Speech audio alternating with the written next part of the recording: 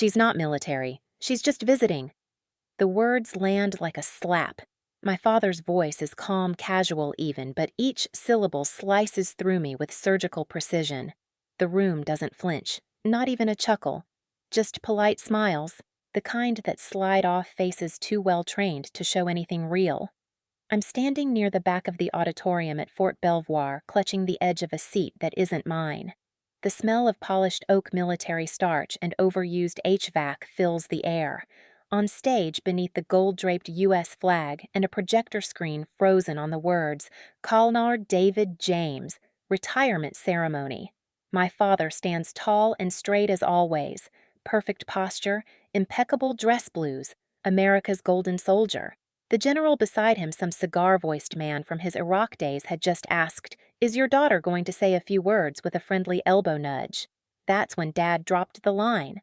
I looked down at myself, a tailored black dress hair pulled into a tidy bun, nothing flashy. I blend in. I'm used to that. In fact, I've been trained for it. But still something inside me coils tight. I say nothing. My mother, seated 3 rows from the front, catches my eye and offers a soft, almost invisible shake of her head. It's not scolding. It's survival. She's always played mediator in this war of recognition between Dad and me. Quiet woman, big eyes, married young, played the role. The speeches resume. The accolades continue. Bronze Star, meritorious service, 2 deployments in the Gulf, 3 commands, 1 daughter apparently decorative. The lights dim for a slideshow. Laughter echoes as old photos flash across the screen. Dad in desert fatigues. Dad shaking hands with secretaries of defense. Dad holding toddler me on a tank at Fort Benning. The room eats it up. They see legacy, but they don't see the one thing they should me.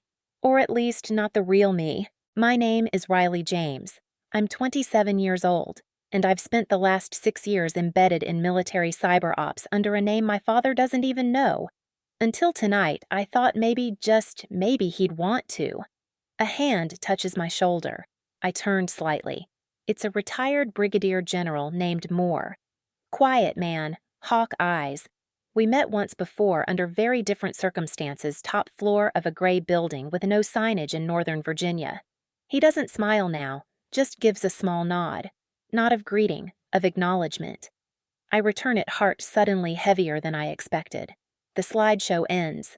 My father steps up to the mic, giving his trademark crisp salute. The audience rises to their feet, thunderous in their farewell. Me, I sit. Not out of disrespect, out of clarity. You see, they all think they know who Colonel James is, what he's built, what he's sacrificed, what he represents, but they don't know what he's ignored. And they have no idea that someone else, someone who happens to share his DNA, holds a clearance level higher than most in this room. The applause swells, cameras flash. I stare straight ahead, jaw tight, heart steady. He told me to stay silent, and for now I will, but only for now. Because someone in this room is about to call me by a title he's never dared speak. My earliest memory is the back of my father's boots. It was spring at Fort Hood. I was maybe 5, crouched behind a tan couch, clutching a stuffed rabbit with one ear chewed off. Dad was just home from Kuwait. He had his uniform half off, pacing the living room, shouting something about weak chain of command and desk jockeys getting men killed. I don't remember what Mom said in response. I remember how quiet her voice was. I remember his boots. Big, polished, moving, fast, always moving fast. That's how I learned to live around my father. Like furniture, like background noise. Still, useful, predictable. David James was born to be a soldier. He spoke in orders even when he whispered. He didn't raise me. He trained me. "Sir, yes, sir," was how we joked at the dinner table. Except it wasn't a joke. Not really.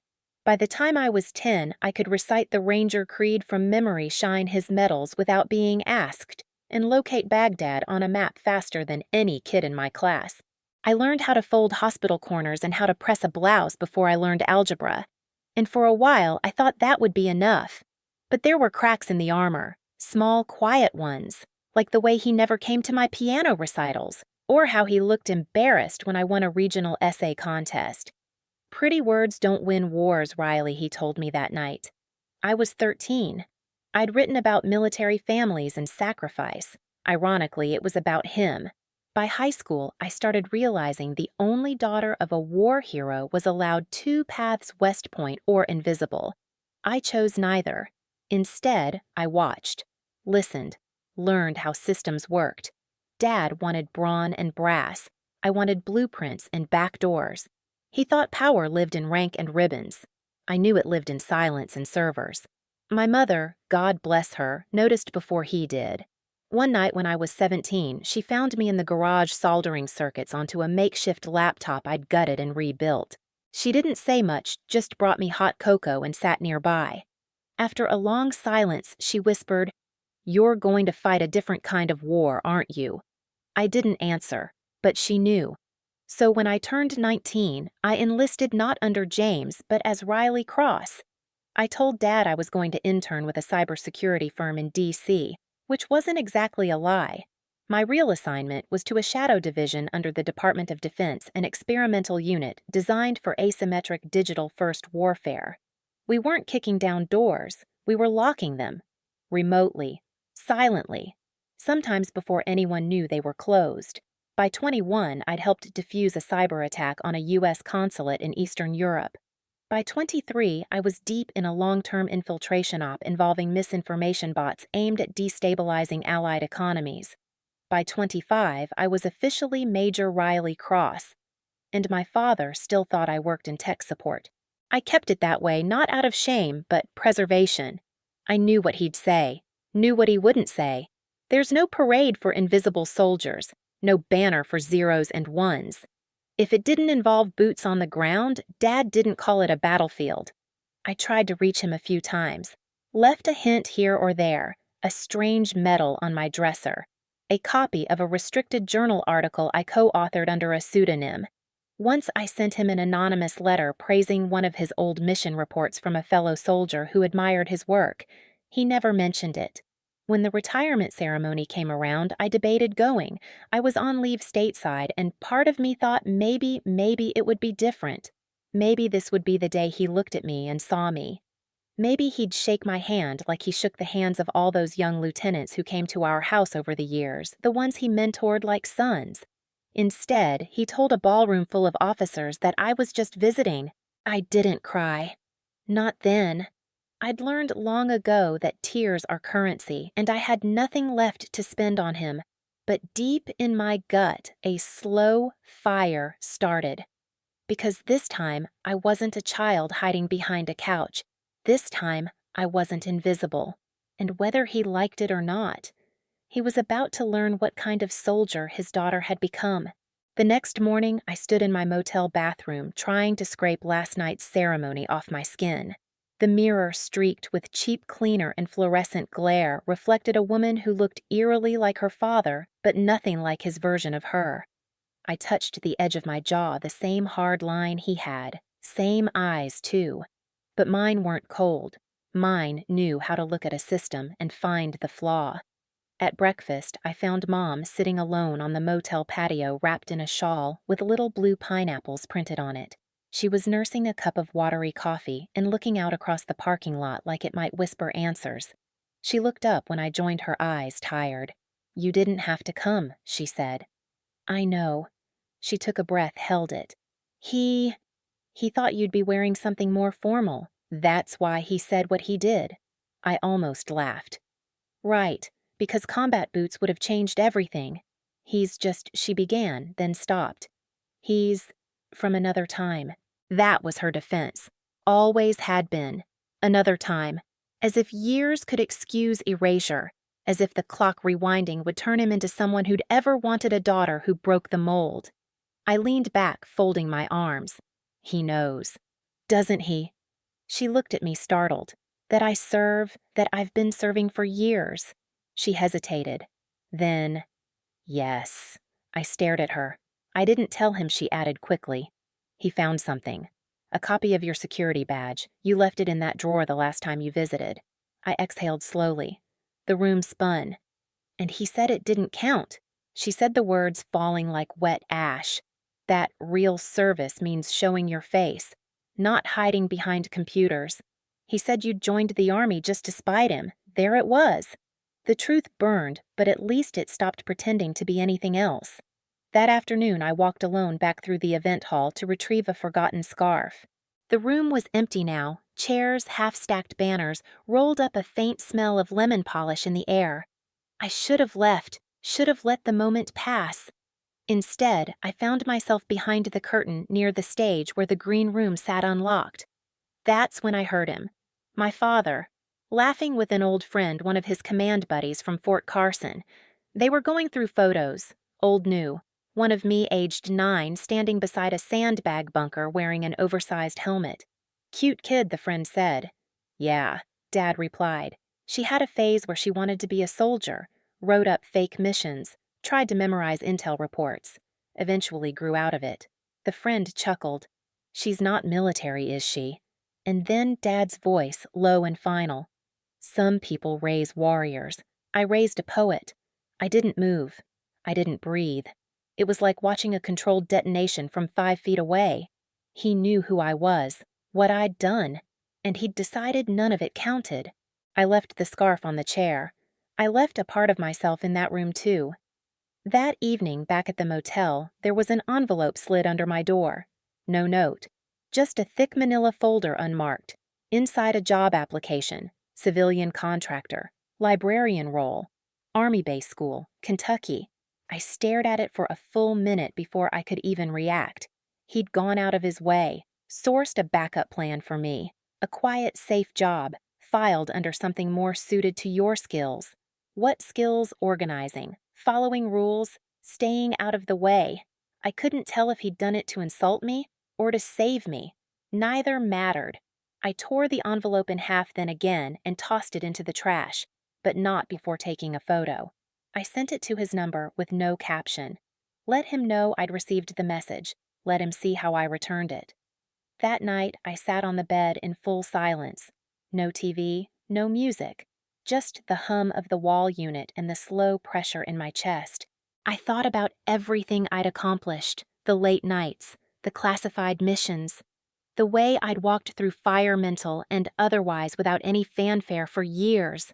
All of it reduced to a joke between 2 aging soldiers, because I didn't bleed the way he did, because I didn't need to be seen. But suddenly I did, not for approval, not anymore, for the record, for the truth. That was the night I decided I wouldn't hide behind Riley Cross forever. I had earned my name, and I was going to make damn sure he heard it from someone who didn't think I was just visiting. The flight back to D.C. was delayed by 2 hours. I sat at the gate staring at nothing, my phone dark in my hand. I hadn't spoken to my father since I sent him that picture of the torn application. He hadn't responded. Of course he hadn't. It wasn't silence between us, it was a void. A deliberate, chosen absence. His way of saying, "You're not worth debating." People walked by with coffees and duffel bags and neck pillows. Soldiers in fatigues nodded to each other in passing. A couple of them were clearly fresh from basic, young, wide-eyed, still surprised when civilians thanked them for their service. I used to envy that. The visibility, the assumption of sacrifice. I wore my uniform too sometimes. Just not here, not in public, not with my real name stitched across the chest, because no one was supposed to know Riley Cross existed. We were the ones who broke encryption, who launched digital counterstrikes before missiles ever had to fly. Our victories were silent, classified, redacted. Even our own families didn't know the full scope. And I had been proud of that, until pride became loneliness. The low point didn't come with a headline or an explosion. It came in the form of a question asked quietly in the back row of a military awards gala 2 weeks after the ceremony. I was in uniform that time, Major Cross, hairpinned, medals on. A colonel's wife leaned over and smiled. "What does your father think of your service? I heard he was quite the legend." I blinked, smiled back. "Oh," I said, "he's proud. In his own way." It was a lie so bitter it stuck in my throat for days. Later that night, I stood in front of my bathroom mirror in full dress uniform. I stared at myself, shoulders squared, jaw clenched, and whispered the truth out loud for the first time. "He thinks I'm a disappointment." My reflection didn't blink. And the more I said it, the more I felt it settle into my bones. Not just the disappointment, but the weight of invisibility. The ache of doing everything right and still feeling like I'd failed the only person who was supposed to recognize me. I thought about leaving, the army, the life. I even started looking at exit options. I could apply to the NSA or Homeland Security. Maybe even take the librarian job, not the one he picked, but a version of it that let me disappear somewhere quiet away from the sting. I didn't want revenge. Not really. I just wanted relief. But in that quiet, something deeper surfaced. An image. Not of my father, of my mother. The night I first told her I was enlisting, really enlisting, she'd hugged me tighter than she ever had and whispered, "Don't let him steal this from you." And he was, not through orders or punishment, but through absence, through the void. He was stealing the meaning from everything I had built, because I'd let him, because I was still waiting for his permission. That realization was worse than anything he'd said. It was my crisis point, the end of waiting. That's when the knock came at my apartment door. It was a courier. No name, just a delivery envelope with a strange seal one I recognized from my deepest clearance days. Inside was a small black folder, a classified transfer offer, to step out of the shadows. Not full daylight, but closer. A leadership role in a new hybrid unit, public-facing, training younger recruits for modern warfare. With it came rank, promotion Lieutenant Colonel Riley Cross, pending one final round of evaluations. The final page was blank, except for one handwritten line. "This mission has always been yours. Let them see you now. B.G. Moore." I held that folder for a long time. My heart was hammering. My hands trembled. It felt like the universe had handed me a decision point. Disappear forever, or stand in the sun and let the world learn who Riley James really was. I accepted the transfer the next morning. I didn't tell anyone. Not my mother, not my old unit, not even the few friends I trusted with the cross name. I signed the dotted line and stepped into a different Chapter 1 where hiding wasn't the job anymore. My first assignment under the new command wasn't glamorous. I was tasked with reviewing a broken training pipeline for junior cyber operatives kids barely out of college who could code in 6 languages, but didn't know how to file an after-action report or handle a chain of command. The transition from covert operations to mentorship felt strange, like stepping into my father's boots but backwards. Still, I took it seriously. I showed up early, stayed late, rewrote course manuals from scratch, integrated behavioral response simulations, and I told the recruits stories, not the details that would violate clearance, but lessons about consequences, about leadership without ego, about how war, when it's digital, can be fought with silence instead of steel. Some of them listened. Most didn't know who I really was, but word spread fast.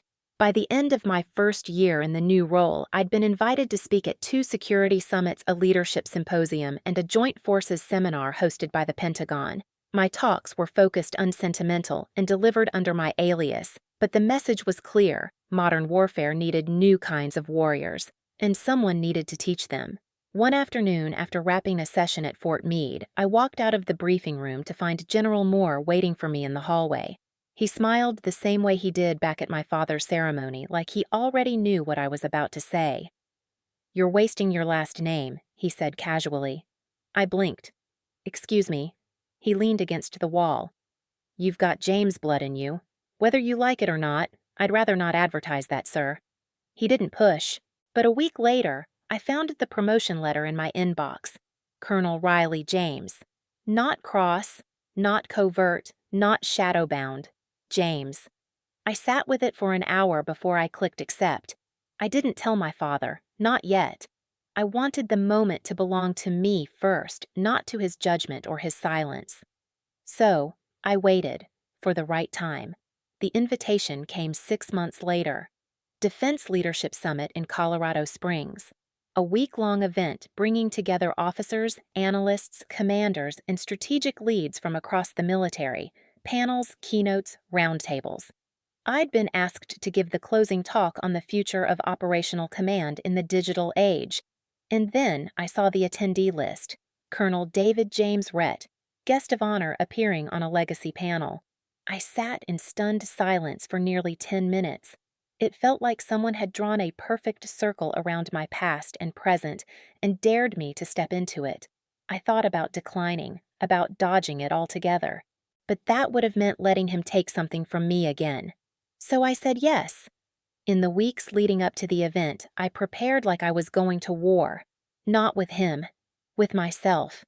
I combed through every speech I'd ever admired, every quote that had stayed with me since my earliest training. I practiced until the message was clean, clear, and razor sharp. And then I rewrote it again, because I knew this talk wasn't just about the military's future, it was about my own. The night before the summit, I stayed in my hotel room and opened an old footlocker I hadn't touched in years. Inside was a dusty file edges fraying from time and travel. My original enlistment documents, the ones I'd hidden from my father. I stared at the name on the top line. Riley A. Cross, a name born out of protection, survival, independence. I folded it neatly and placed it in the drawer. Then I reached for my uniform, the new one. Rank Colonel, name James, not as surrender, but as reclamation. He didn't get to decide what the name meant anymore. Not after everything I'd built. Not after everything he'd ignored. This time, when I walked into the room packed with brass advisors and dignitaries, I didn't shrink. I didn't hide in the back row. I walked through the center aisle with my head high, and as I passed the front panel, I saw my father. He was seated on the far end wearing his old service blazer, hands folded on his lap. He saw me and blinked. Once. No smile. No nod. Just that look, the one that always said, "This wasn't part of the plan. No, Dad. It wasn't your plan. It was mine." The keynote auditorium at the Defense Leadership Summit seated over 400 people, but the silence when my name was called made it feel like a cathedral. "Please welcome Colonel Riley James." The moderator announced, her voice steady, respectful. There was a pause, a subtle ripple of surprise. A few heads turned to my father. I saw his jaw lock just a flicker, but I caught it. He hadn't known. Good. I stepped up to the podium in full dress uniform. My ribbons lined the left side of my chest, neat and earned. My collar bore the eagle insignia of a full-bird colonel. Every step I took on that stage echoed more than just boots, it echoed years. Years of silence. Years of doing the work unseen.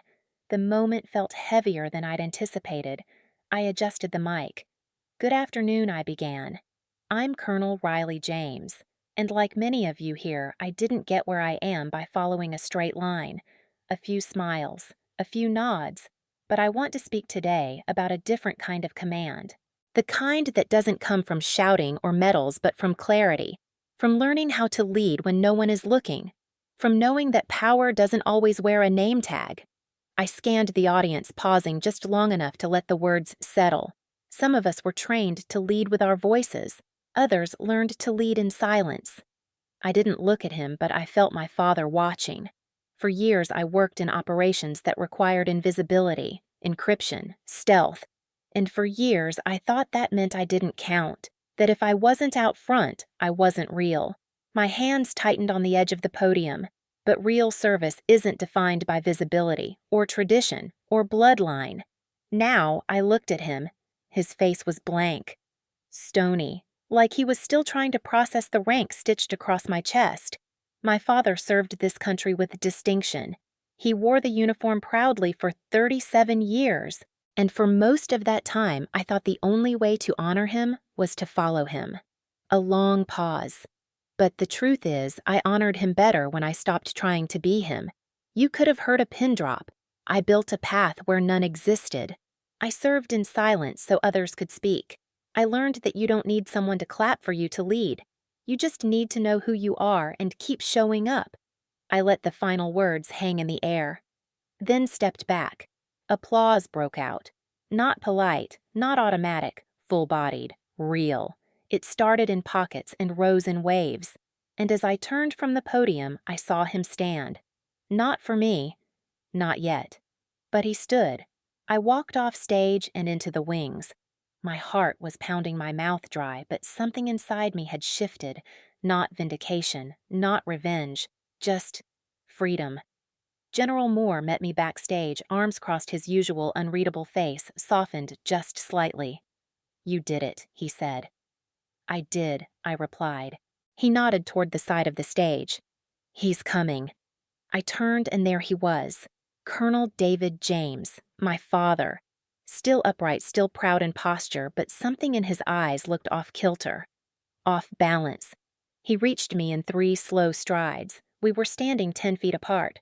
Up close, I saw it, the confusion, the reckoning. "You," he began, then stopped. I waited. "I didn't know," he said finally. "About any of it." "Yes," I replied quietly. "You did." That hit him harder than I expected. I didn't understand, he corrected. "That I believe."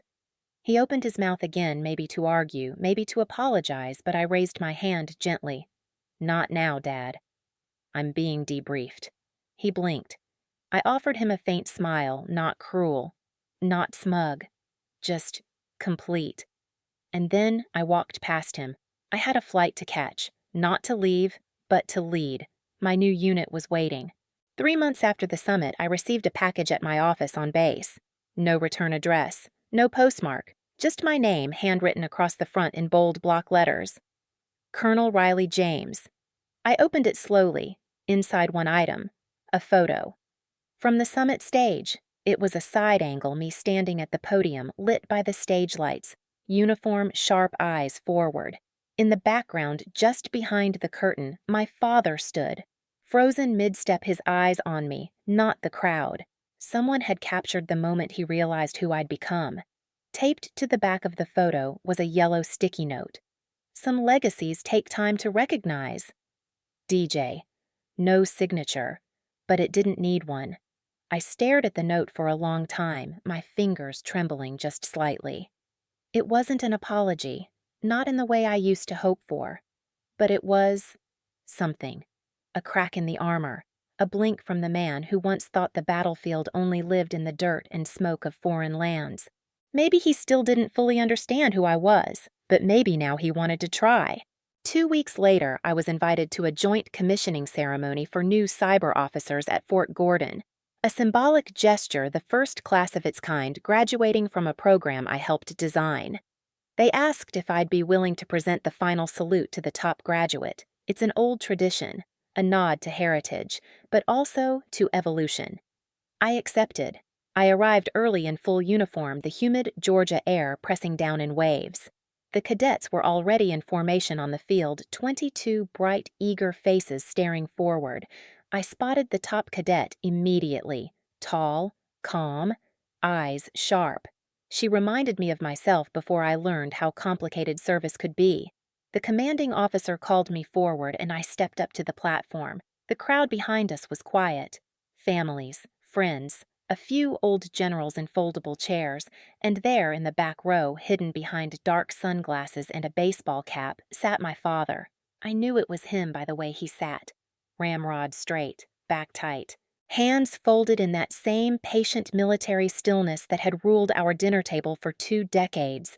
He wasn't on the guest list, but he'd come. When I finished the speech and turned to deliver the final salute, I looked directly at the cadet. But I felt him. Somewhere in the crowd, watching not as a skeptic, but maybe for the first time as a father. I held the salute. The cadet returned it crisp and confident. And then the audience rose to their feet. Applause thundered, but this time it wasn't the noise that moved me. It was the silence beneath it, the recognition, the seeing. Later that day, as the cadets mingled with their families, I stood off to the side, sipping weak lemonade and letting my nerves come down from the high. A shadow fell over me. I turned. It was him. He looked older than he had at the summit. Or maybe I was just finally seeing him without all the armor. We stood in silence for a few seconds. Then he said, "You looked good out there." I nodded. So did they. He smiled faintly, eyes tracking the new officers. "Then I was wrong, you know." My chest tightened. About what? About dismissing me, about ignoring my service, about making me feel like I had to hide. I thought leadership had to look a certain way. he said slowly. Had to sound like orders, like medals, like me. His voice faltered. But you lead in a way I never did. You make people smarter, safer, better. I didn't know what to say, so I let him continue. I didn't salute you at the summit, he said. I wanted to, but I froze. I noticed I said gently. He took a deep breath. I'm not asking for forgiveness. That's good, I said more honestly than I meant to, because I didn't come here to give it. We stood quietly. 2 colonels, 1 father, 1 daughter. Then he squared his shoulders and lifted his hand.